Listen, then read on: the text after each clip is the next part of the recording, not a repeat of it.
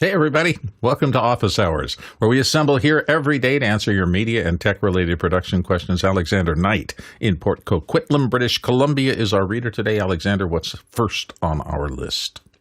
Our first question coming from Caleb Groom in Pinehurst, North Carolina. I want to rack my Mac Minis, USB charging blocks, and the travel router in my portable rack.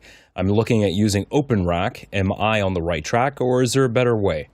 And Guy Cochran's going to start helping you out here. Guy? Yeah, I think he's on the right track. I had asked in chat, I saw this question a little bit earlier, so I was able to ask him what Macs exactly, because there's a big difference between the new M4 body style and the M1 and M2. So I grabbed my rack. The nice thing about this one here is it'll hold, so he needed two of the M2, so this is the one. I don't remember the brand of this one, but the nice thing about it is that it's got USB on the front, and then it's got this little mechanism, this arm, that when you push it, you could actually restart it. So if it's mounted in the rack, especially the new one, the power button's underneath, so you got to be careful about zip tying that thing down if that's what you're thinking, because if you need to restart it and you're in a heated situation, that'd be a bummer to have to go in there and find something to cut the zip ties and get underneath. That'd be just a big mess. So there are some three Mac Mini M4 across solutions from Sonnet. That's the only one that I've seen that's, well, I trust Sonnet. There's some other knockoff brands, like just a quick Google search. I could see there's some Etsy stuff and some stuff on Amazon. But again, this whole thing of having this connectivity and the ability to restart is something to really think about as you're building this out. So do a little searching, but this is a good place to ask. Hopefully somebody else has some answers in the chat as to what they're using. And Jeffrey Powers raised his hand here. Jeffrey? So what this is, if for people that don't know, this is basically a set of 3D printed rack units that you can build with your 3D printer to make whatever. So if you've got a Raspberry Pi, you can make an enclosure for your Raspberry Pi. If you got a Mac Mini, you can make an enclosure for your Mac Mini, all that other stuff. So it's very modular. It's very cool. I don't know if I would be open to building a whole server rack made of 3D printed parts. I would probably have some metal shelves in there to hold things down. You got to also worry about the heat, because that can warp these shelvings pretty easily if it gets too hot in there, especially during the summertime. But if I was to do well, I have a couple Raspberry Pi cases where I 3D printed them myself, and they've been holding off for a long time now.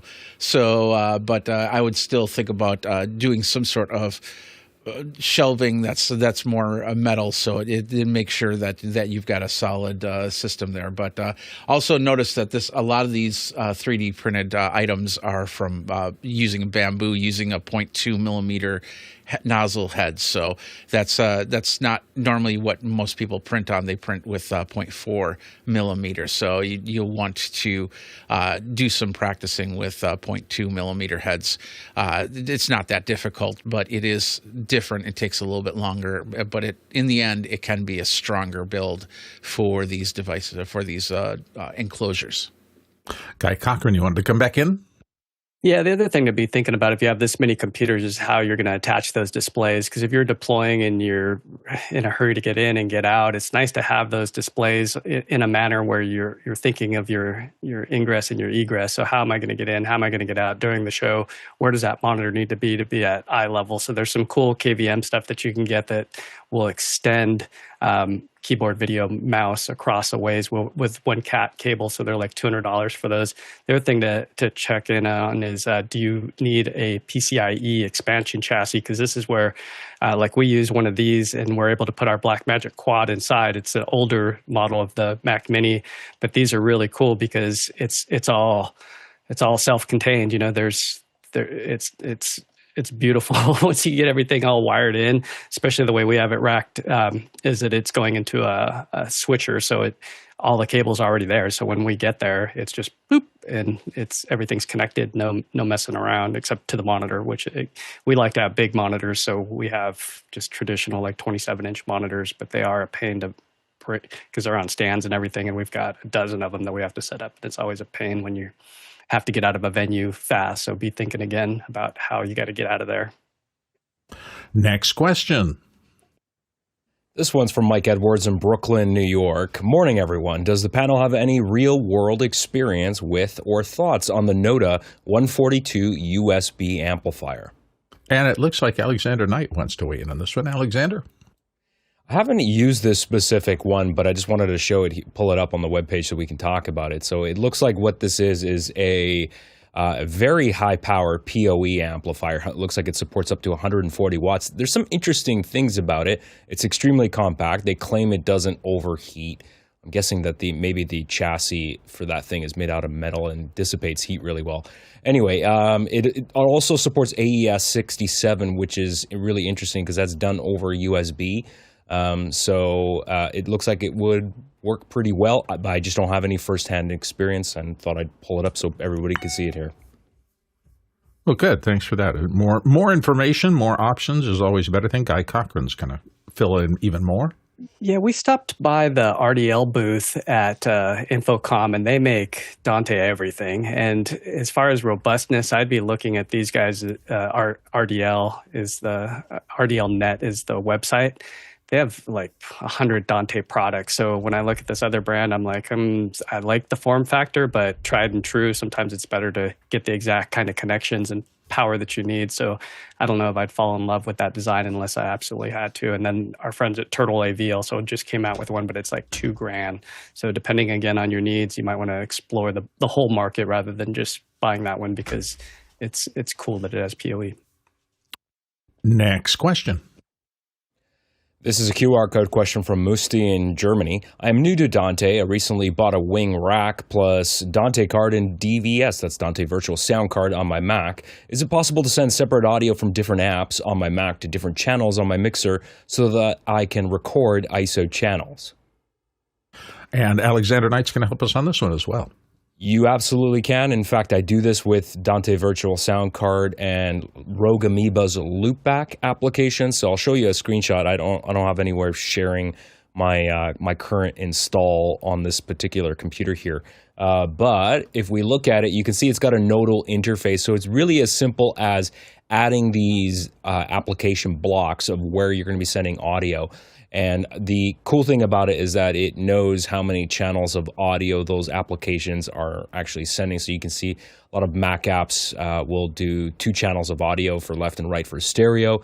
And then you can basically just add your outputs here. And then effectively you would have Dante Virtual Sound Card, which of course can operate in various multi-channel modes if you need all the way up to 64 in and out channels. You can configure it that way if you want. And then it's just a matter of using your mouse and just dragging the connections from the application itself to the designated channels you want the audio to go to. And that's how you would get it into your Wing Rack console.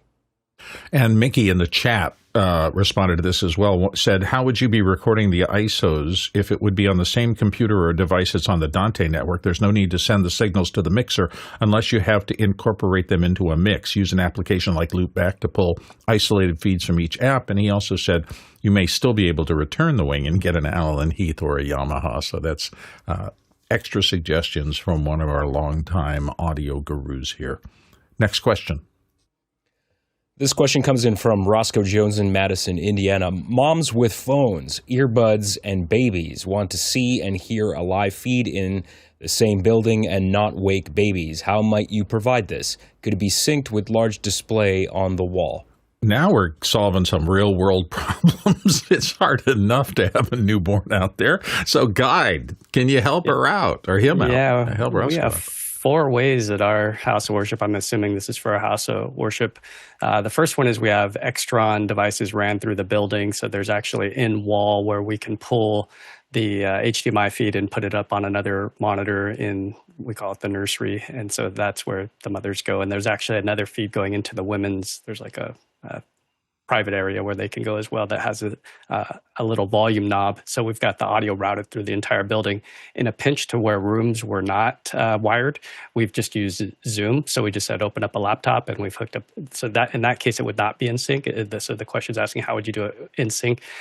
You could do NDI, and the fourth NDI with like a bird dog play or something will be pretty tight, just a couple frames of latency. The other thing that we use for translation mostly is Listen Technologies. We don't have this one, we have the radio one, but since she's using a phone, you could do something like this Wi-Fi audio server by Listen Technologies, do a little research on that, and that would just be audio only, but she probably doesn't care about the video as much, or if she could see the video across the way on another display.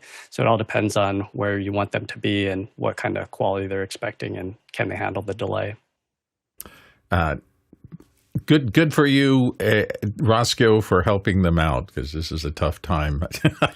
Well, only until they get to be 30 and move out of the house. Anyway, next question. This is a QR code question from Patrick Heineman in Longview, Texas. Has anyone else felt the horror of your nerves shattering on the concrete as your Blackmagic studio camera slides off the tripod, and then the relief that the rail saved it from destruction? Cameras sliding off tripods. I've never seen that before. What's your solution, Alexander? I've never dropped a camera. Never. No, I'm just kidding. I do actually have experience with that, and I have felt that. I've dropped cameras without any kind of cages, and fortunately they still continue to work. But I vowed that once I had done that, I would never, ever use a camera without a cage again. And so that has happened to me. I've had cameras in cages, and I've had cameras mounted on NATO rails as well. And you're right, they absolutely do serve a purpose other than just being able to attach all sorts of really useful accessories to the cord of 20 threads. They do serve as a protective shell around the camera. So it is something that I can absolutely relate to. Yeah, and I'm at tethers. I just remember from my lighting years, if you're hanging a lighting instrument above people, those cable tethers, little braided cables, used to be a great source of comfort to me, knowing that the light on the grid wasn't going to ever fall off of anybody. And I have only once or twice in my life come back to see some ill-mounted Leco or something like that hanging from its cable, but it reminds me that things that can fall off often do, no matter where you are in production.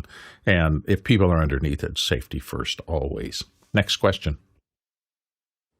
Todd Rains in Allen, Texas. I just learned about Starfront Observatories. What a unique business. Anybody here use telescopes?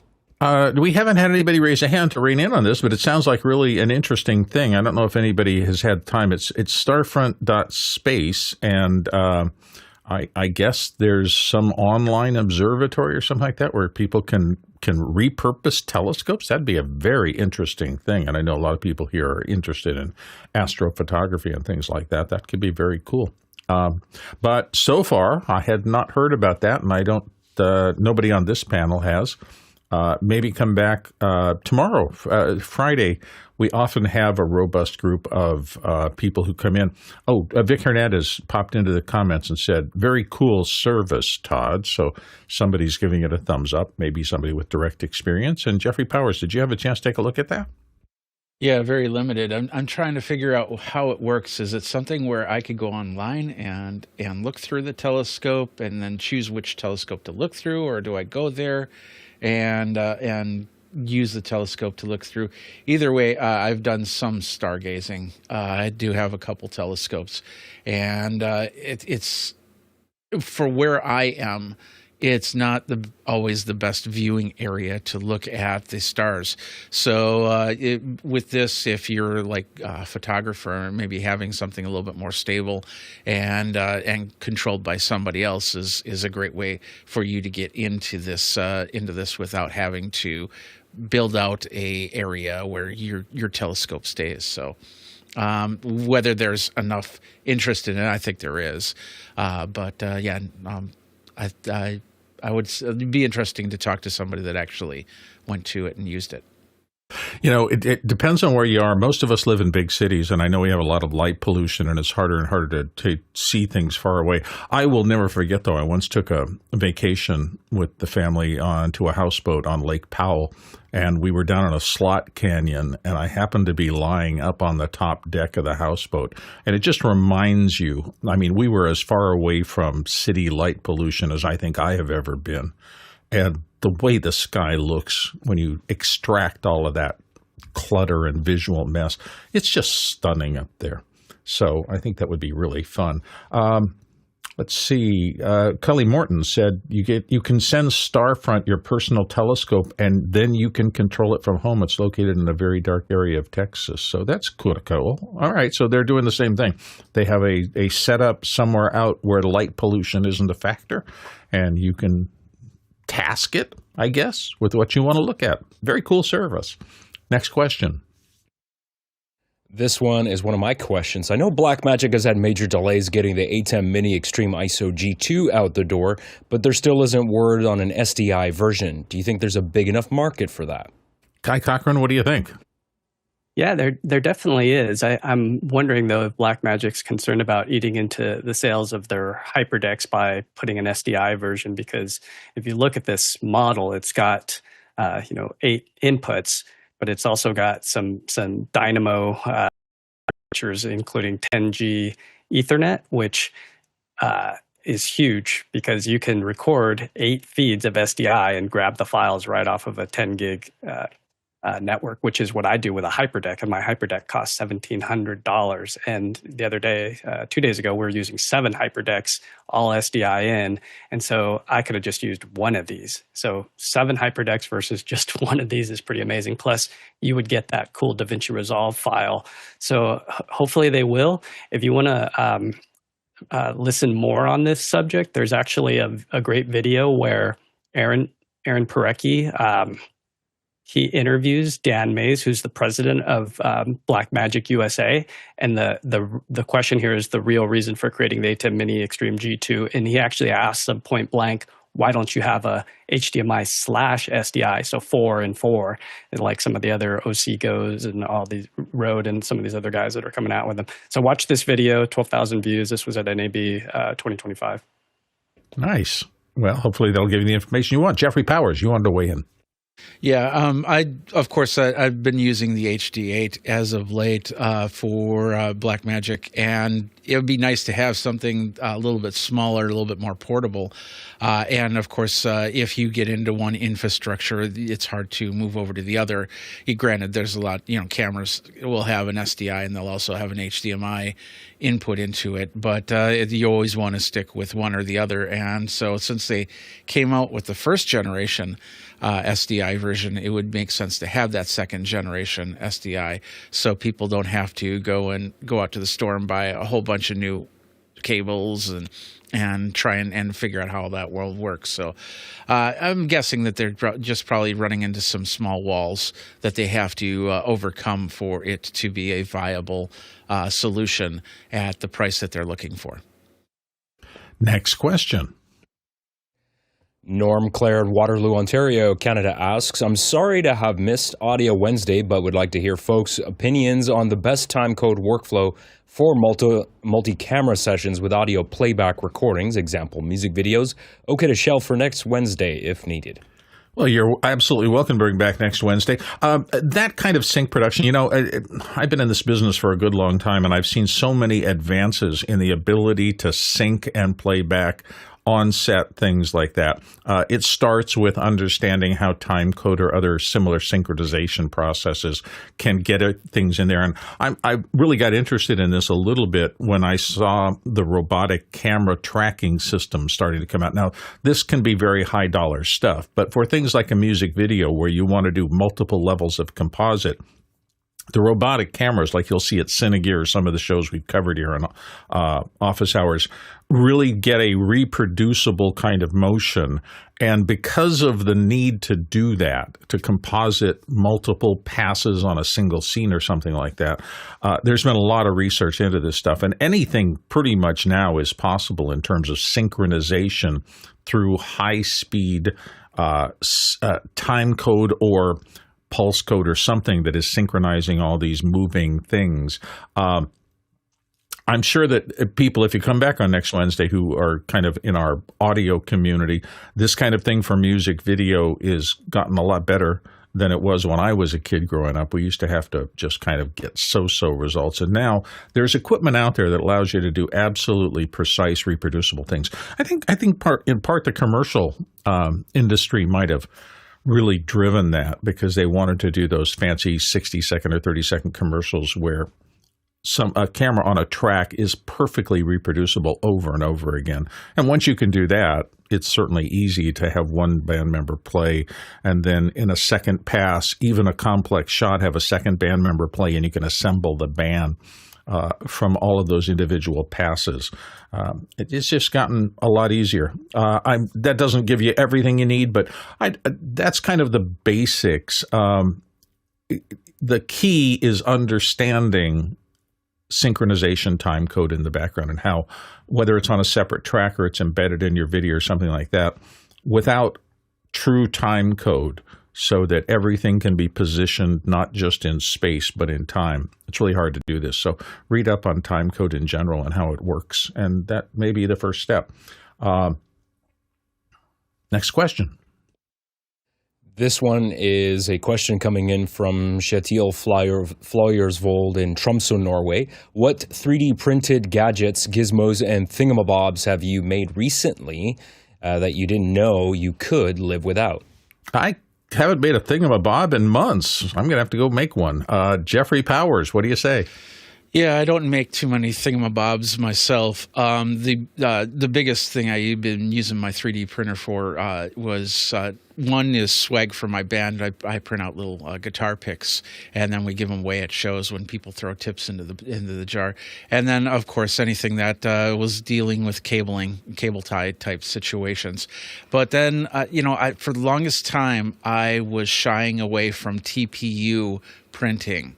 And that is where I find that my printer shines the best, because I wanted to make some rest pads for a project I was working on, and I pulled out the TPU. They were easy to print, and they're very spongy. They're very useful. People use them like springs in some projects. People use them for whatever. So like if you have like a case that's missing a foot, for example, you could 3D print the new pad foot and then glue it back on, and then you're back up and running. So little items like that is really where my 3D printer is working its best. As for projects, we talked about that rack mounting system that you can print up there. I find that once you get to bigger projects, you got to have a very controlled system, or else you have 3D prints that they work, but sometimes they don't look great, or they'll fail, or anything like that. So I find that with the 3D printers I have, the little projects are the best thing for that. So hopefully that helps you. But if you have any ideas of what you want to have printed, then we should talk about that and see how that would work and what type of 3D printers you have. Guy Cochran, thoughts? Yeah, I recently lost a little tiny piece. So you see this little tiny piece on the top of this handheld spectrometer, that little black piece? Oh, it's no. Missing. Looks like a battery door. Gotta hate. And the company that makes it, UPR Tech, is in Asia, and they said, "Oh, we could send you one, but it'll be prohibitively expensive. So we'll just send you the STL file, and you could just print one." And I haven't had to have it yet, but because it's just for dark calibration, so I could just hold it in the dark and it'll calibrate. But man, lose one little piece on a $4,000 piece of gear, you're like, ah. The thing I hate most in life is being somewhere and I find a little battery door. You go, which of the 150 things that use batteries does this door go for? I finally had to establish one place where I put all the random lost parts from the boxes of things that I have in the back. It's crazy, but that's life. Next question. This one is coming in from Stefan Fischer in Wurzburg, Germany. I recently watched a YouTube video where the picture quality between two shots is different. The interviewer shot looks good. The interviewed person looks pale. What is the case here? Watch from 1 minute on. And we've all been there. Unmatched cameras. Alexander Knight, dive into this. That's a possibility, but when I looked at this video here, and I'm going to pull it up here. So here's the interviewer, and one thing you'll note is that you can see the person being interviewed, their hand is sticking in the frame here from the edge, and you can see that they actually have vastly different skin tones. So this may just be like this person is clearly a lot more pasty white than this girl here. So if I continue the video here, you're going to see in a second, it's going to cut over to him. Now, he is clearly much more pale, but the one thing I will notice is that in the same, like with the background and everything like here, it looks more washed out. So I have a feeling too that it's possible that may be a different camera, and or if it's not the same, if they are the same camera, maybe the color profiles weren't set to the exact same. Obviously, cameras should be matched if they are not the same exact make and model here. But I just wanted to point out that there is certainly a difference between the color of their skin tone. So even if they were perfectly matched, it would look certainly better, but there would still be a noticeable difference because they're two different people here. You know, it looked to me, can you go back to that shot? It looked to me like the first one had very little bounce fill. This has a lot. I mean, the short side of his face that's facing the camera here is almost equal. And look at her. I mean, she has a highlight from the window behind her, or the windows maybe wrap around. She's got a really hot key side, but wow, there's nothing on the short side of her face except for that rim light, which looks lovely.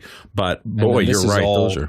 Yeah, there's way more shallow depth of focus. So the shot was set up very differently here, probably different lens, and obviously it would need to have been corrected. I don't know if they didn't have enough time, but it's not fantastic.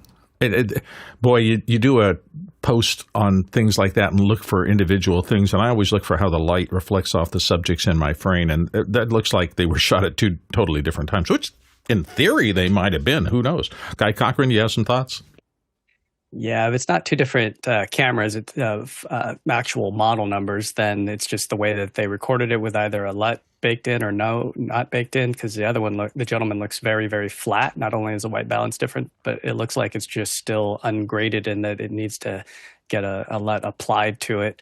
This device that I was showing a little earlier with the MK350S, the handheld spectrometer, this is where it's nice to be able to go in and test different lights, because sometimes the lighting on different talent is a significant shift. So either you see it in the monitor and you catch it right away, or you ask whoever's running the lights, hey, is this one actually dialed in? Because like on mine, I'm at 5650K on this light, and if there's two, key and fill, and if one was just off a little, like 5,000, the spectrometer tells me that, so I don't get surprised in post when somebody goes to actually grade it and they see, oh man, this is dramatically different. Then it creates a bunch of work for people that's unnecessary. But I'm surprised somebody didn't catch this in post and clean it up to match. That's kind of Guy brings up a really good thing. And one of the reasons you see directors of photography and lighting directors pull out actual measurement instruments like spectrometers and light meters and things like that is because it's one thing to see something and think, is this a little bit off? It's another thing to go out, put the meter next to the person's face and say, what is the value of the light hitting that side of the face? And it really gives you a lot more sense of control over what's going on if you learn this process and learn how to measure light accurately. Jeffrey Powers, you want to get in on this? Yeah, I think it's two different cameras. This actually was recorded and posted 8 years ago, so it's probably just some company that said, "Hey, we can do some video. We've got a couple cameras. Let's go ahead and do it." 'Cause I don't think there's any lighting involved in here. I think they're on a rooftop of some sort. I think that there's some sort of overhang for her. I'm going to show you a couple spots here. This is the spot that tells me that this is a different camera, and that's this right here. Notice that they're both in shot on this, and notice her skin color. She looks kind of jaundice on this, as opposed to like if we saw her in the video. And notice where the light's coming from. It's coming from over here, which tells me that there is no light coming. No, there's no overlight or LED light that's coming over on this side. So they're definitely using the natural light. Also, if you watch in the video as he's talking, this isn't a good one. He kind of looks like Norm in this shot, but he's squinting a lot, which is telling me that he's getting the brunt of whatever sun or maybe a reflection that's causing problems. And so that's basically it. It looks like two different types of cameras, and they're just getting the interview to get the interview and not worrying about the color correction at all. Guy Cochran? Yeah, one thing to keep in mind is a lot of us are so detail-oriented and we're looking and nitpicking at little tiny things. It's always good to just step back and look at the image and look at what you're doing and look at the surroundings, a lot of people forget to do that. So I was doing this TEDx event over the weekend, and we were so caught up in does the cuts match and things like that. And when you look at this one isn't the one I did one here locally in Washington, but the color of the carpet, this circle and the TEDx logo were dramatically different. And so I asked the guy running the lighting board, I said, hey, is there anything you can do? And he's like, no, those lights are fixed. And then he goes, wait. And then he made an adjustment. And we were talking over comms. And so when he made the adjustment, all of us, 20 people, they're just like, oh, that's, you got it. You changed it from like 5,600 or 6,000, whatever it was at. So the TEDx logo looked dramatically blue. And so when he changed it and he warmed it up to like 3,200 and matched the light that was on that circle carpet, it was dead on, So now all of a sudden everything looked beautiful. It looked like it should. And it was just me stepping back because we weren't in a rush. We had rehearsals and I was just looking at the overall scene. So an important distinction is just when you're on set, look at everything because you don't want to catch it in post and be like, oh man, now we got to roto that out. When they walk in there, it's just, sloppy work. So be aware. Yeah. No substitute for experience. Next question. This question comes in from Caleb Groom in Pinehurst, North Carolina. Is there a best practice for keeping track of companion changes? At first glance, I'm thinking that I should export and commit to GitHub. Nobody raised a hand on this one, and I'm not a big companion user. I use it. It's in the part of my workflow where the Stream Deck is running my mute, but I don't do a lot of that. Oh, Jeffrey Powers raised his hand. Good. Jeffrey, do you know something about this? The only best practice that I do is, and this is because I switch between computers and I'm using pretty much the same PTZ cameras, is I create a profile on my PTZ camera with all the buttons and the positions that I look for, and then I'll export the page of buttons. And then, of course, when I move to another computer, I can just bring that in through an import. But, with changes in Companion, when you do any type of updates, that can easily change. But, of course, with any type of software, that's the case. So, but that's what I do is I just do a whole page. I do exports page by page rather than the whole thing because you never know. I have 4 cameras set up here, but if I go remote, I might have 2 or I might have 20, and they might be in different positions, and I need to have them in an order that I can get to. Hey, don't forget, we're here to answer your questions. If you have a question, you'd like to get it in the queue, the quickest way to do that is to follow the QR code that I just tossed up on the screen. That takes you to askofficehours.global. You do that via web browser, phone, anything else. That puts you into the quick queue to get something in. So I'm going to take a look at it in the back room, make sure that it's formed intelligibly so that we can understand the question you're asking. And please, only one question per submission. But if you do that, it can go into the show really quickly. And those that come in through the QR code are persistent, which means it'll stay around for tomorrow. So you have a second or third chance as we go through the weeks to get your questions answered. Next question. This one's from Roscoe Jones in Madison, Indiana. Are there no phone apps to receive sound source locally for smartphones? Alexander Knight, can you help out? I'm not clear what you mean by sourced locally, but there is an app that has inter-app routing. It's called Audio Bus. It's been out for a while here. So if you look at it here, I haven't actually played around with this, but this is it looks like something like it would be the equivalent of a version of Loopback with Audio Hijack. You can select different blocks with applications, and then it gives you independent level controls over each application. So you should have a look at Audio Bus if that's what you're trying to do. I don't know any other way to do it. Apple used to have this inter-app routing protocol that was built into iOS, that was introduced in iOS 7, but then it was deprecated back in, I think it was 2000, was iOS 13? I think that's when they deprecated it, so that's not there anymore, and I think you have to use some kind of third-party tool for that. Next question. This one's from Kenny Hampton in Greenville, Illinois. Anyone tested the new YoloLiv YoloCam S3 4K webcam yet? This includes a larger sensor than most webcams, comes in under $200. YouTube video at the bottom of store page. Let's take a look. Jeffrey Powers. Jeffrey, do you know? Yeah, I haven't used it, but it's a webcam. It's straight up webcam. It does have the 1.3 inch sensor in there, and they're touting that no other webcam has a 1.3 inch sensor, and I believe that's wrong. I think there is a couple other cameras with sensors like that, but it's a webcam, and it's set up on top of your monitor. I still have my Brio on top of the monitor, and the only thing I use my Brio for is to unlock the computer. And so it's great for somebody that's doing the vlog, I suppose. It gives you a better field of light, so if you have a darker environment, you can be seen. And of course, the focus, they're saying that if you put up the item like this, it's going to focus in on the item. I think the Elgato's camera systems do a pretty good job of that as well. It's more about me using something other than an over-the monitor webcam for what I do. And I suppose you could probably take it off its little mount and put it on a tripod, but it's still a webcam. Guy Cochran. Yeah, I was tempted to get one, and then I watched this review from Photo Joseph, and I looked at the actual video, the quality and all the settings and everything, and it still could use a little work. So watch that video and see what you think before you spend the $200. There's other options out on the market. The Insta360 Link is a smaller chip size, but I mean the visual look that you get out of this camera, and I'm not a huge fan of the manufacturer, so there's just other brands that I would be looking at than buying one of these. Next question.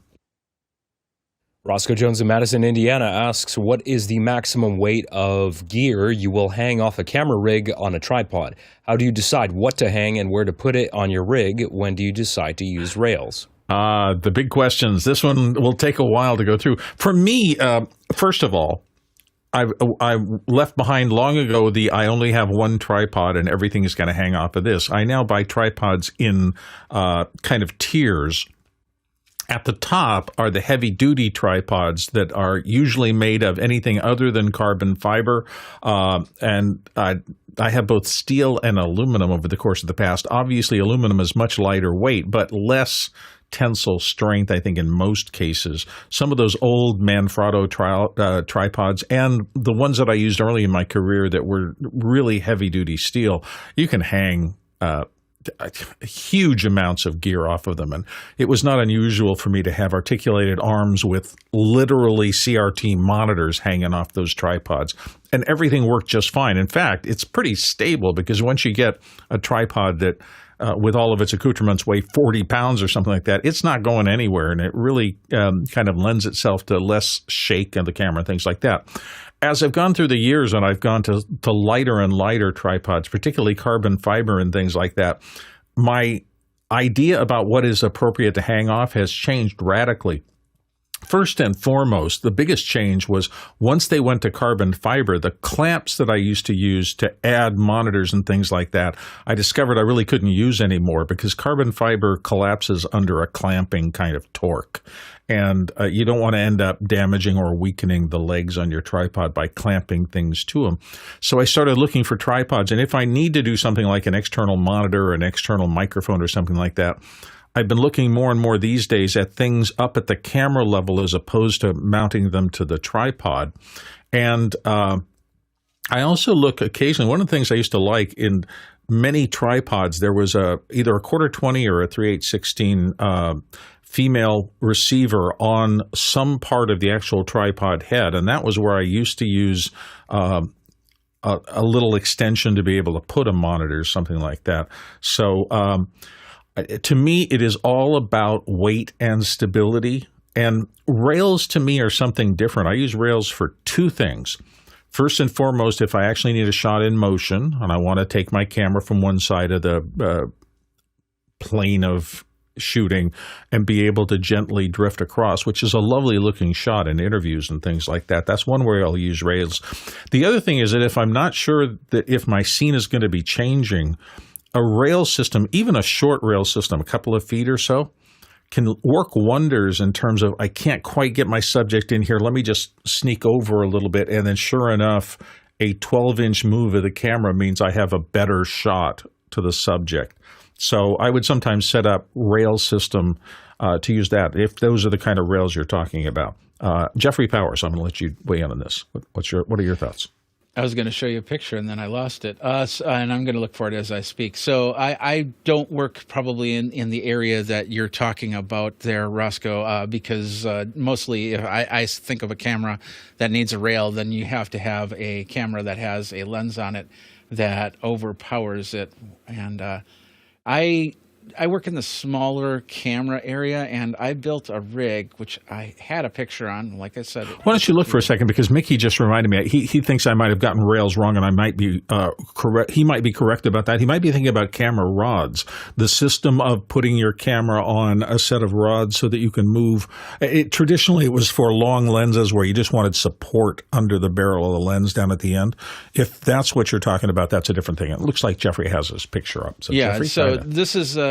When I went to Dublin, this is what I used to do interviews, and it's a combination of OBSBot, and this is the Magewell Director 1 down here. We got the OBSBot meat, and then the OBSBot tail, and the tail 2, and the tail air. And I took a version of this to CES with me, and it's all run on a monopod, which worked really well. It's not top heavy at all. Well, it is top heavy, but not to the point where it would knock over any type of any or fall over by any means.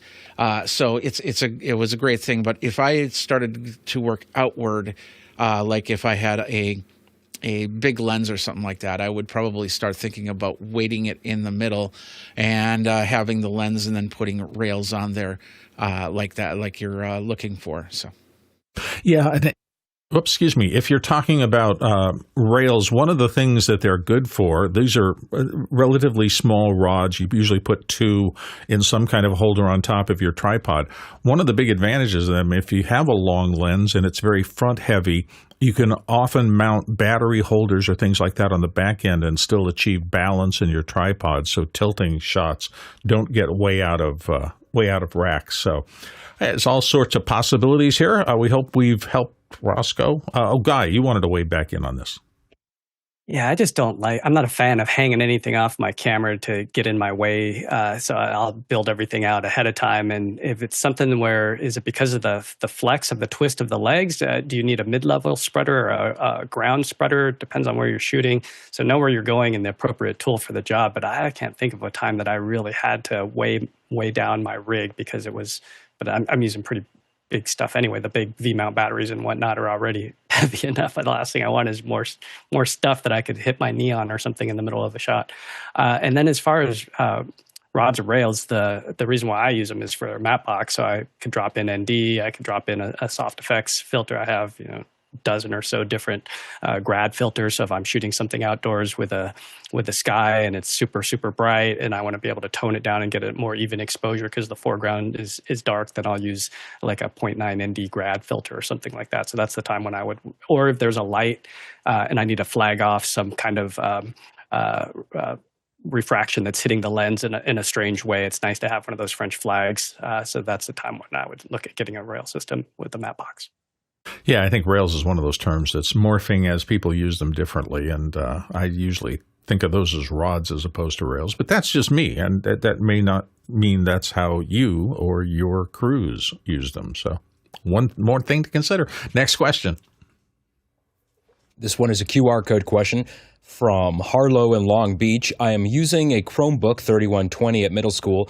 I need to use speech to text in Google Docs. What is a good microphone to use in a noisy classroom? I have USB 1/8 inch and USB-C. Alexander Knight's going to help you out here. Alexander? I have a good suggestion for a mic. The problem is that it's Windows and Mac compliant. So I know it is class compliant, but the specialized software is only going to install on Windows and Mac. So there may be a bit of an issue there. So you may want to double check and see if anyone has been able to get this thing working on a Chromebook. But my suggestion was going to be this one. And since you're in the US, I thought I'd pop in the Sweetwater sales page here because this microphone is the Shure MV6. This is on sale right now for $150. It's a really good sounding microphone, really good off-axis rejection. It comes bundled for that price with this little tabletop mic stand. It has the USB cable in the box. It's USB-C. Now, the thing is, this microphone has onboard DSP processing. So it does have background noise removal, but you have to configure the mic. You do have to connect it to a compatible computer. So it will need to be connected to a Windows PC or a Mac PC to do this. So if you know somebody with a computer, or maybe somebody in your family that has a Windows or Mac computer, what you could do is connect it to their computer, install the Shure Motive app, configure it the way you want, and then when you're happy with it, once you save those settings are stored on the onboard processor in that microphone. So when you disconnect that mic and connect it to your Chromebook, it will keep those settings. So if it does work on the Chromebook, then that may be a good solution for you. Jeffrey Powers. So here's the biggest issue when you're using this to do any type of speech to text. You want to be as close to the speaker as possible. So this might be a good solution for something like a 2.4 gigahertz wireless microphone that can be placed on the person rather than from a distance. I've done a few of these in controlled rooms where I had something like have the Boya little boom mic that you open it up and it has two little lavaliers in it. And even at a distance of like 3 or 4 feet, the person's moving around and they're talking. So they're doing this, they're getting away from the microphone. And what happens with Google Docs is after a while, it just stops working. If the buffer size is being reached, or if it just doesn't understand what's going on, it's going to stop. And you gotta really watch that, because it'll stop at opportune times, and then you have to start it again. So having it close to the person is very important. So that's why I'm saying a 2.4 gigahertz microphone that can be placed on the body so they can hear them. So when they do turn their head, it's not as much of a text loss than if you have it at a distance. Next question. This one's from Guy Cochran in Seattle, Washington, here on the panel. How do you keep a head-worn mic, Countryman H6, from shifting up and down during a TED Talk? The boom and capsule shifted multiple times. Poor fit. Guy Cochran, tell us more. Yeah, I had this question yesterday when Mickey was on, but unfortunately got voted down, so we didn't get to it. So I brought it back today just because I got a chance to talk to Mickey in the pre-show, and he was suggesting some options. I wanted to show the mic just because this was a really sad thing to have happen. I mean, it's awful to have a presenter go on the stage and have a mic like this that we had a dozen of these things, Countryman H6, and then it started shifting up and down as she delivered her presentation, and they actually had her stop in front of a whole audience because the thing, I've never seen that in my life. And so it was just heartbreaking to watch this person that was so confident have to retreat and go backstage, get adjusted, and then come back out. And then it was still happening a little bit. And so I own a couple of these and I use them at church, and I've had that happen. And one of the things that I looked in the user manual, you do get included with this H6 is this collar clip. And sure enough, I had one inside of. I never used this collar clip, but this probably would have helped. I'm thinking that it was wardrobe failure, but or A2 failure. It's one of those things though where I just want to bring the learnings back to you guys, because it was so, again, heartbreaking to have this person who just put all this energy into rehearsals and had just this great presentation, and then it falls apart because of a technical failure. You bring up a really good thing, Guy, and that is I think a lot of us have bought something and we look at it and we go, well, what's this little thing for? And if we don't know what it's for, and we're hurried or something like that, you can put it away. It sounds to me like Countryman understood that extra tension on the back wires, something like that, might cause something like this. So their engineers figured out how to at least moderate the problem, put something in, but because we hadn't explored as deep as we might have on how to use the product that we were using, it just that really resonates with me, because I've had the same kind of thing happen over the course of my career a couple of times. Alexander Knight, you have some thoughts on this? Yeah, I feel for you, Guy. That's really awful to have that done in the middle of the session there. And I agree with all the suggestions in the chat, like using that collar clip, probably a combination of that and 3M transport tape as well. But it does sound like this is a wardrobe malfunction. So sometimes, depending on, especially I find too, if the presenter has long hair or they're wearing a blazer and a collar and stuff, like stuff just shuffles That's around. Exactly and what it was. Moves. A blazer with a long hair. Yeah, exactly. It's a nightmare. But yeah, you got to secure that stuff down. And this is in part why Soundies carry so many things in their bag of tricks. I mean, moleskin, surgical tape, putty. I mean, there's one thing with somebody who really does a lot of this kind of work. Somebody, for example, on Broadway who has done like tons and tons of actors. Their extra stuff kit has huge amounts of things to just fix a particular problem with a particular performer, their particular wardrobe, and get them to be secure so that we get to our goal always, which is to take the technology away from the performance so that the person performing has to think of nothing except doing their job correctly. When we do that, when we're invisible in these kind of circumstances, I think is when we're doing our job the best. So, next question.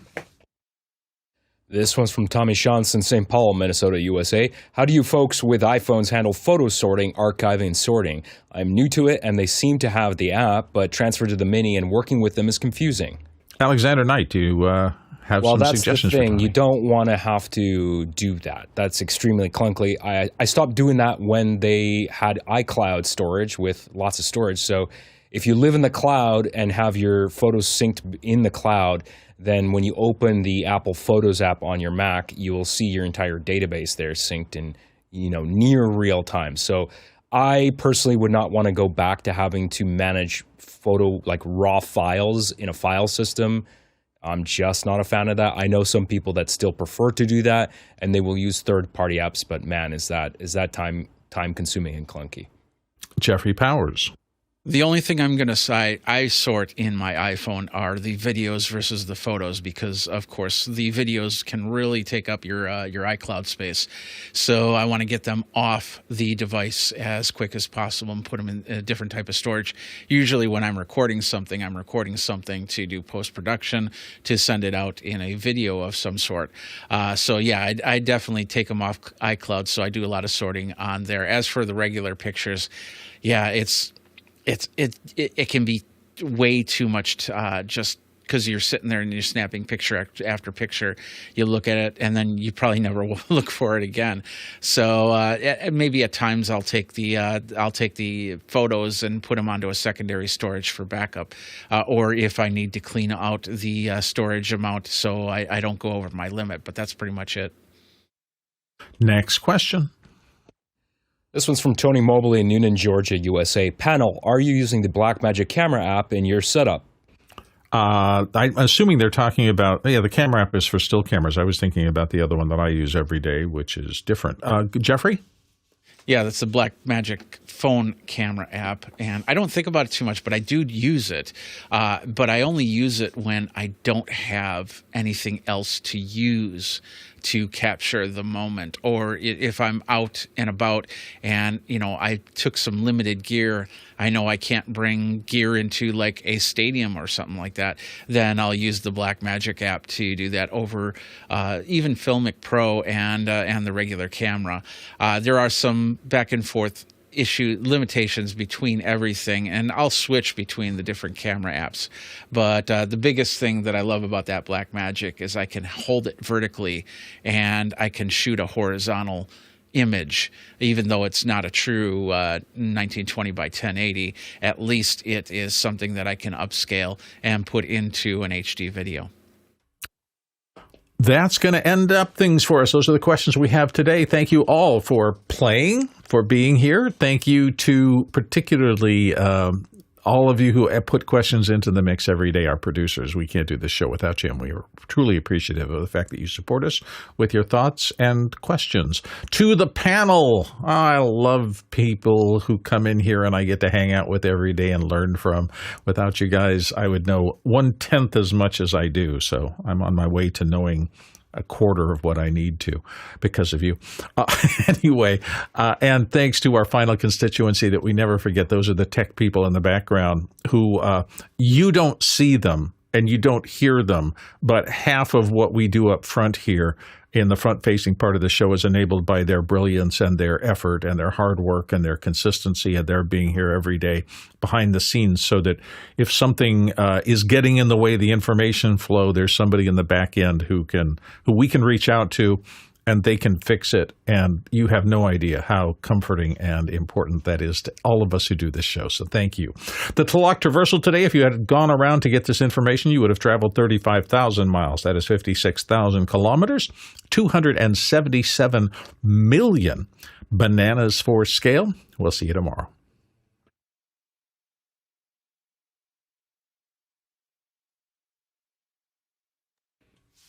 Yeah, I was going to show this thing, but you locked up the questions right before Microsoft Ignite. We had this huge LED video wall where we did some crazy backgrounds, and man, it looked so that would have cool. been fun. I haven't had to a chance see. to watch that thing. It looked like the sets Just were watch that very 5 seconds impressive. worth. It is mind blowing. Yeah, they made it look like a doctor's office. So with the practicals in the front, they had like real medical gear practically in front, but then it looked so real. I mean, from all camera angles. And I was watching the rehearsals. I'm up here in Seattle, but the event was down in Moscone.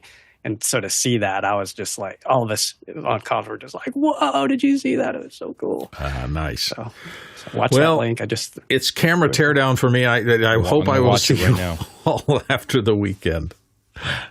Well, All I'll right. see you down there, Bill. I'm flying out in a few hours. So. Oh, are you? Oh, great. Well, just ping me on any of the